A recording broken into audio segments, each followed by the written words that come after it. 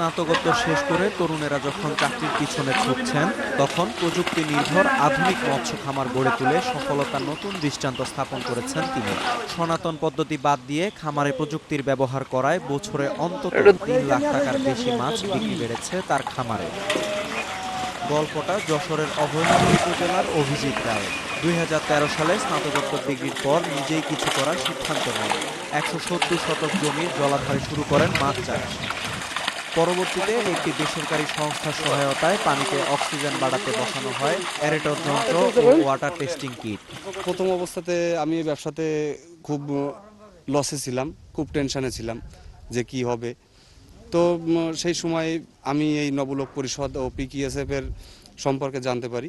ইনারা আমাকে প্রশিক্ষণ দেওয়ার পরে ইনারা আমার এই পুকুরের ম্যানেজমেন্ট কিভাবে হবে, কি করতে হবে সেই সব বিষয়ে জানানোর পরে এরা আমাকে যান্ত্রিকীকরণেরও কিছু সহযোগিতা করে, যে কারণে আমি এই পুকুরে এয়ারেটার লাগাই, সিসি ক্যামেরা আছে। সব দিক দিয়ে কাজ করার পরে এখন পুকুরের পরিবেশ ভালো।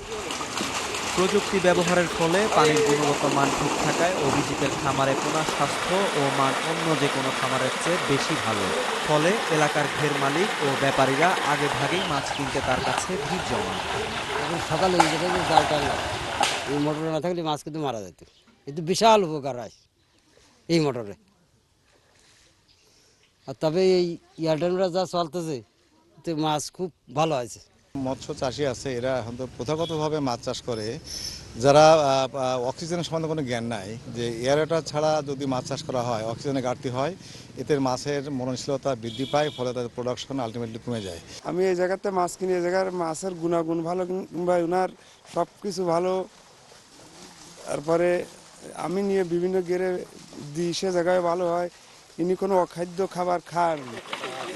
অভিজিতের এই সাফল্যে অনুপ্রাণিত হয়ে এলাকার অন্য মৎস্য চাষিরাও এখন আধুনিক প্রযুক্তি ব্যবহারে আগ্রহী হচ্ছেন।